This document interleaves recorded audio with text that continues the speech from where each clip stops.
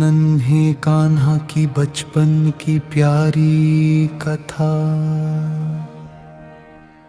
गोकुल की वह सुबह बहुत सुंदर थी। चारों ओर हरियाली थी। गौमाता की घंटियां बज रही थी। पक्षी मधुर स्वर में चहचा रहे थे और यमुना के किनारे ठंडी हवा बह रही थी। उसी पावन गोकुल में नंद बाबा और यशोदा मैया के घर एक नन्हा सा बालक रहता था जिसका नाम था कान्हा। कान्हा बहुत ही सुंदर थे। सिर पर मोर पंख, घुंघराले बाल, चेहरे पर प्यारी मुस्कान और आंखों में ऐसी चमक की जो उन्हें देखता बस देखता ही रह जाता। यशोदा मैया के लिए कान्हा ही उनका पूरा संसार थे। सुबह होते ही मैया सबसे पहले अपने लल्ला को ढूंढती। कभी कान्हा आंगन में खेलते मिलते, कभी गायों के पास और कभी अपने सखाओं के साथ गोकुल की गलियों में शरारत करते हुए। कान्हा को माखन बहुत पसंद था। एक दिन यशोदा मैया घर में बैठ दही मथ रही थी। कान्हा धीरे धीरे चलते हुए मैया के पास आए और उनकी गोद में बैठ गए। कान्हा बोले, मैया मुझे माखन चाहिए। यशोदा मैया हंसकर बोली, अरे मेरे लल्ला थोड़ा रुक जाओ, अभी दही मथ रही हो। लेकिन कान्हा कहाँ मानने वाले थे। वे बार बार माखन मांगते रहे। आखिर मैया ने उन्हें थोड़ा सा माखन दे दिया। कान्हा ने माखन खाया और ऐसी प्यारी मुस्कान दी कि मैया भी हंस पड़ी। लेकिन कान्हा को केवल अपने घर का माखन कहाँ पसंद था। उन्हें तो पूरे गोकुल का माखन अपना लगता था।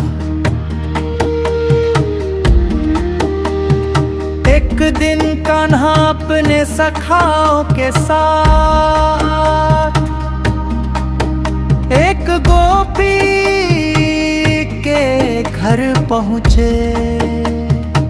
ऊपर मटकी में ताजा माखन रखा था। कान्हा ने अपने दोस्तों की ओर देखा और मुस्कुराकर बोले, चलो आज माखन खाते हैं। सखाओं ने एक दूसरे के ऊपर चढ़कर मटकी तक पहुंचने का उपाय किया। सबसे ऊपर कान्हा पहुंचे। उन्होंने मटकी उतारी और माखन सब दोस्तों में बांट दिया। तभी गोपी वहां आ गई। वह बोली, कान्हा तुमने फिर मेरी मटकी खाली कर दी।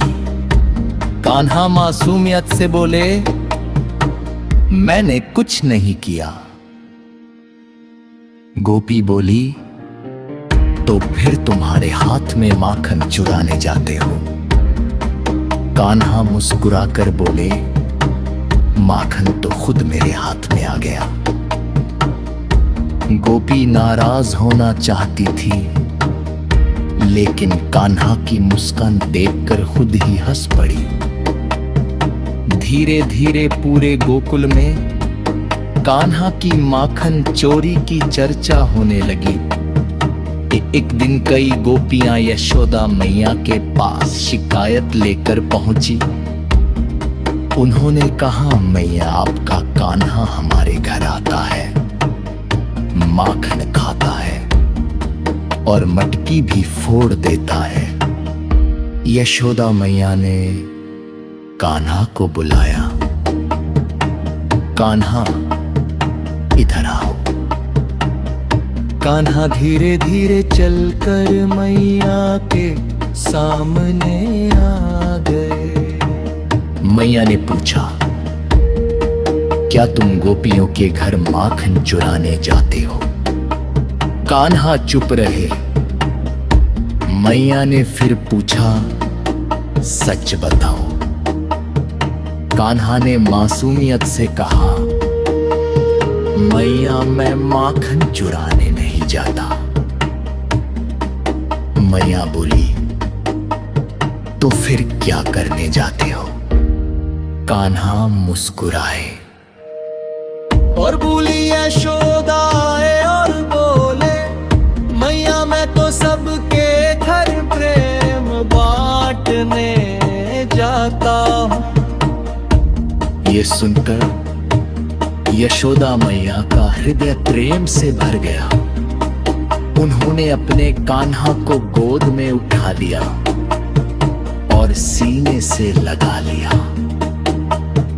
कान्हा की शरारतों में भी प्रेम छिपा था।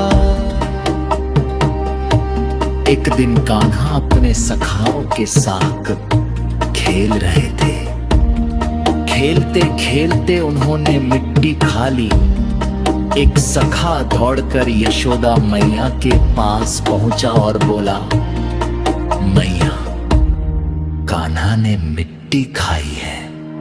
यशोदा मैया तुरंत कान्हा के पास पहुंची। उन्होंने पूछा, कान्हा तुमने मिट्टी खाई? कान्हा बोले, नहीं मैया। मैया बोली, अगर मिट्टी नहीं खाई तो अपना मुंह खोलो। कान्हा ने धीरे से अपना मुंह खोल दिया और उस छोटे से मुंह में यशोदा मैया को टीदा संसार दिखाई देने लगा।